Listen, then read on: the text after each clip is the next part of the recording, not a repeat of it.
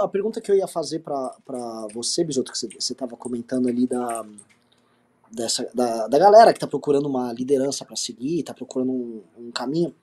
Uma pergunta de ordem prática. Você não acha que o fato dessa galera estar simplesmente pedindo um golpe agora, quando a gente for falar, vamos fazer oposição mesmo?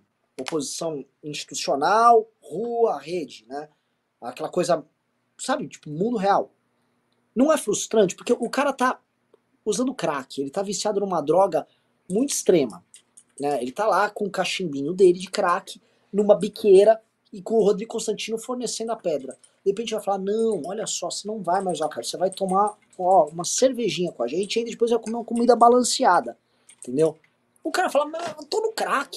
Você entende o ponto? O cara tá muito no... Como é que a gente vai tirar essas pessoas desse tipo de oposição? Porque o recurso a pedir um golpe, ele vai estar disponível para essas pessoas a qualquer momento também. O Lula, surgiu um escândalo de corrupção que vai ter, em 6 meses vai ter alguma coisa ali no governo PT, algum ministério e tal. Golpe, é isso? Como lidar com algo? Porque eles esgarçaram demais. Foram para um, como diz o governo, pro limite extremo. Joga essa dúvida aí para vocês. Não, só para fazer um comentário, eu acho que esse tipo de comportamento não permite, nesse momento, que um movimento como o MBL, que tem um pensamento de direita com começo, meio e fim, que tem um propósito, que tem um horizonte, que tem uma estratégia e que vem trabalhando há anos como oposição ao governo que vai tomar posse, a tudo que esse governo significa, a gente fez um trabalho que você, como o Renan colocou, ele não vende a adrenalina, o tesão, a loucura que essas pessoas estão tendo nessa viagem bolsonarista. Então, a gente não pode ter uma visão em relação a essas pessoas que são pessoas de direita, a gente não pode ter uma visão de curto prazo, porque elas vão precisar se desintoxicar. Eu não vejo uma corrente, porque assim, o mesmo, se você olhar, isso é um comportamento bolsonarista, até hoje. O Tarcísio dizendo, eu não sou bolsonarista, não sei o quê. Mas você não tem outro nome. É o Olavismo, o Olavo morreu, não tem mais isso. E você não tem essa figura. Como você não tem a figura do líder que possa conduzir essa massa, essas pessoas elas vão ter uma crise de abstinência em algum momento. E aí, como o Bisotto falou, o Paulo Figueiredo está colocando em risco a concessão da Jovem Pan. O TSE tem, tomado conta de um monte de gente com esse tipo de comportamento. Vai ser omisso em relação à Jovem Pan? Então, pelo menos um recado chegará lá. E isso tende a ser sufocado, sobretudo com o novo governo. Como a gente não tá oferecendo crack pro cara, né? Porque o que o bolsonarismo oferece é uma parada muito excitante, né? Você vai dar um golpe de Estado, as Forças Armadas vão atuar, todo mundo tá mentindo, quem sabe são pessoas de um grupo de WhatsApp que você tem acesso. Aí você viu num vídeo do Brasil Paralelo que eles falaram que se você assinar agora, você vai ter acesso a esse conteúdo exclusivo em que você descobre que tem grandes corporações e grandes esquemas com o PT destruindo o Brasil, transformando você em comunista. E o cara acreditou porque só ele teve esse acesso. A galera caiu em todos... É uma mistura de radicalismo político, golpismo, mas picaretagem de coach, de venda de curso online. Assim, os caras misturaram tudo. Com só os pastores mais picaretas do mundo. Você misturou tudo que é de mais picareta agora com os recursos de rede social e você acabou com uma geração de pessoas. O que você descreveu agora, assim, dessa senhora, meu pai tava no fim de semana em Vinhedo, pô, coitado, você contava do caso do Bisotto, tem em Santa Catarina, né? Ele, tipo assim, ele foi lá numa papelaria. Aí lá na papelaria, os caras falando, não, porque a cobra vai fumar! Deixa, o Bolsonaro. Uma expectativa que o Bolsonaro está aprontando algo. E não está aprontando nada, né? Não, me permita um parênteses. Um amigo hoje à tarde, bolsonarista fanático. Como vocês veem, eu estou convivendo demais com essa gente. Eu tenho que mudar os meus amigos. Vou arrumar uns amigos petistas para dar uma equilibrada. Assim, bolsonarista doente. Olha, ele me manda o vídeo que você gravou sobre o golpe, eu acho que é do clube, inclusive, deixa eu ver, não é do clube, porque ele não assina o clube. Qual que foi o vídeo? Só um pouquinho. Ele falou que foi o melhor minuto que ele já viu do MBL. Cadê? Pô, é um vídeo teu recente. Qual foi o teu último vídeo? Era sobre o bolsonarismo e sobre o golpe, sobre essa expectativa do golpe. É uma análise renais. Acho que é o teu último análise renais. Eu soltei um hoje, eu falei disso, que não vai acontecer nada, que o Bolsonaro é um chorão. Aí ele me manda o vídeo. Aqui, ó. Esse primeiro minuto foi um dos melhores da história do MBL. Tem um termo em inglês que une 171, estelionatário, golpista, vigarista e vagabundo em um termo. Grifter. Muito usado para o Trump quando ele manda pedidos de dinheiro em torpedo que vão 95 para ele e 5 para o candidato. O que ele está fazendo, aterrorizando meu sogro, minha sogra, é grifting. A definição acabada. Estudava um baita artigo, grifting. Eles usam o termo também para gente de classe média alta e ricos que pagam 100 vezes mais por algo tipo, raro, tipo carne de ouro. Aquele turco, no caso, é um grifter. Cara, o South By que joga o... Aquilo ali é grifter. O que vai de ouro na carne sai mais barato que se fosse sal do Himalaia, por exemplo. E os caras pagam 9 mil reais a peça porque é ouro. Homem torrando 500 reais para cortar o cabelo. Jeans de 1K, tênis de 2K. Nada disso tem um terço do valor real. É isso que você falou. É exatamente isso que essa galera vende no meio bolsonarista. São grifters. Uma mistura de estelionatário, 171, golpista. E é um golpe coletivo gigantesco, né? Isso é um... Assim, e não é possível que essas pessoas não percebam em algum momento. Na verdade é possível, sim, né? A gente vive... Mas... Eu ia elaborar, Renan, sobre o que o Beraldo falou e sobre o que você falou. Eu não acho que vai haver desintoxicação. Eu vejo o bolsonarismo como uma seita. Ele tem todas as características de seitas fanáticas, religiosas. Nos Estados Unidos isso é super comum. O que acontece com a seita? O micronúcleo vai se reinventar. É uma história muito engraçada. Meu filho estuda em escola adventista, eu estudei no internato adventista, mas o adventismo surge de um evento muito engraçado. Os profetas se reuniram nos Estados Unidos naquela onda lá do reavivamento evangélico, o tal do pentecostalismo, começaram a falar em línguas e tal, e um grupo profetiza a data exata do fim do mundo, para 1848. Reuniu uma galera em Nova York, saíram da cidade, porque Jesus ia voltar, eles queriam ver Jesus chegando no cavalo branco, uma multidão esperando a volta de Jesus, e o dia passou, e o dia virou, e não voltou. Aí surge a profetisa que cria o adventismo, Ellen White. O que Ellen White falou? Bom, pessoal, o negócio é o seguinte, nós não nos enganamos com a data. Nós nos enganamos com o evento, não era a volta de Jesus. Nesse exato dia que nós estávamos todos reunidos, Jesus começou o julgamento final lá no Santo dos Santíssimos no céu. E ele está abrindo os processos da galera agora. Como é processo de muito tempo, é burocracia, isso aí não é um negócio fácil. Até ele abrir todos os processos, vai levar um tempinho, então vamos ter que continuar esperando. Mas nós só erramos o fato, não erramos a data. Só que ficou um micronúcleo que dá origem à igreja adventista. O grosso daquela galera foi embora, abandonou, ficaram tristes.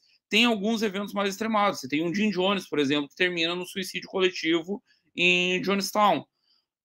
Eu acho que o bolsonarismo vai ser um misto de Jim Jones com essas grandes decepções. Tem uma outra seita agora, nos anos 60, nos Estados Unidos, que os caras se reuniram porque os ETs iam vir buscar os poucos escolhidos e iam destruir o planeta. O disco voador não chegou. Aí o líder chamou a galera e explicou, o negócio é o seguinte, é que foi tanta energia positiva que nós emanamos que eles mudaram de ideia. Nós salvamos o mundo. O que eu acho que pode rolar, tipo assim, o Lula, como o Beraldo falou, não vejo ele radicalizando. Ele vai radicalizar nessa bobagem, woke, nessas coisas assim. Também sem muito dinheiro, sem estrutura. Vai lá o Silvio Almeida para os direitos humanos. Não tem grana. Vai ter grana para empregar meia dúzia de militonto ali de ONG, deu. E é isso, enche o saco, não tem muito mais o que fazer. Aí o que o bolsonarismo pode dizer é o seguinte, não, os militares impediram Lula de radicalizar, por isso que ele está fazendo esse governo moderado, porque senão o golpe vinha. O golpe estava certo, já tinha data, estava tudo certinho. Mas aí o Lula recuou, ficou com medo, e por isso tem esse governo meia boca. Acho que vai por aí. Mas tem um lado que o Renan tocou, que é o lado comercial da coisa. Na verdade, assim, aquela história, né? Todo dia acorda o otário e acorda o malandro. né? E os Eles dois se vivem encontram, dá tranquilamente. negócio. O problema é quando eles se encontram e aí, de repente, um monte de malandro encontrou milhões de otários dispostos a pagar dinheiro para consumir conteúdos. E olha como foi inteligente a estratégia, porque eles foram minando as fontes de informação oficial e gratuita. E aí você fica vivendo naquele universo, e como o Renan falou, você quer pagar para ter aquela informação exclusiva. Você quer pagar para ouvir a pessoa, você quer pagar. E aí vai, é 20 daqui, 30 dali, 50 dali, tá, tá, tá, tá. E aí essas pessoas vão alimentando isso, só que aí você tem um outro lado, que é o que o judiciário está fazendo, que é indo para cima, e em geral não tem nenhum gênio ali. É um malandro picareta. Então, esse cara, quando ele sentir no cangote o calor do judiciário, ele também vai procurar outro grupo de idiotas. É que esse grupo do bolsonarismo enlouquecido, ele é muito tentador, porque essas pessoas, cara, embarcam em tudo.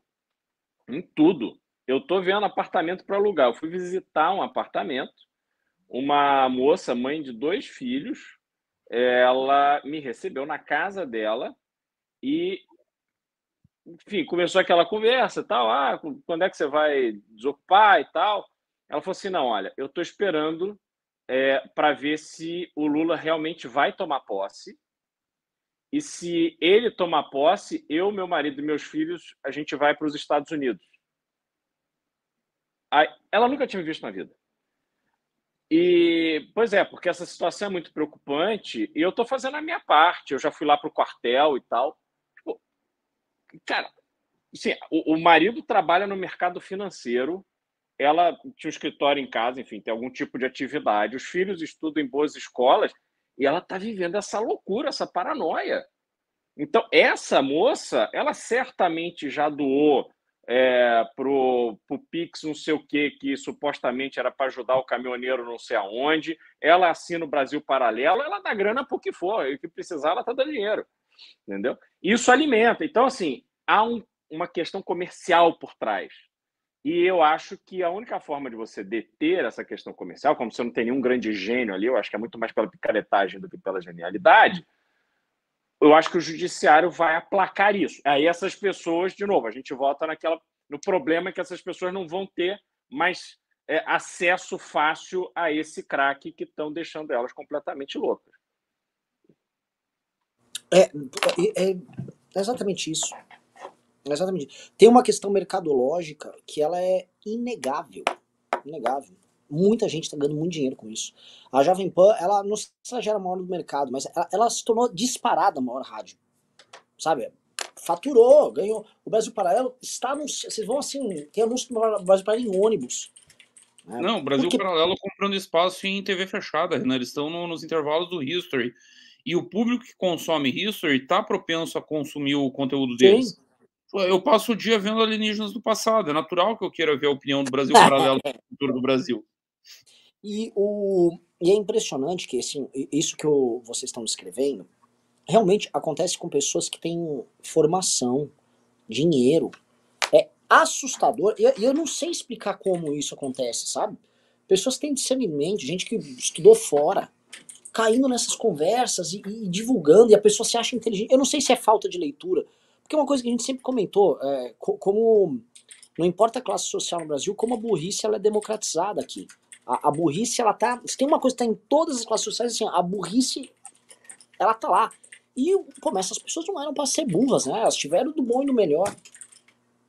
Só que é aquela coisa do conteúdo bacharelesco brasileiro, né, Renan? Essas pessoas acham que estudar é você botar papel na parede. Se concluiu o curso de Direito, você não precisa ler mais nada. Se concluiu qualquer curso superior, você bota o papel na parede, vai trabalhar e acabou.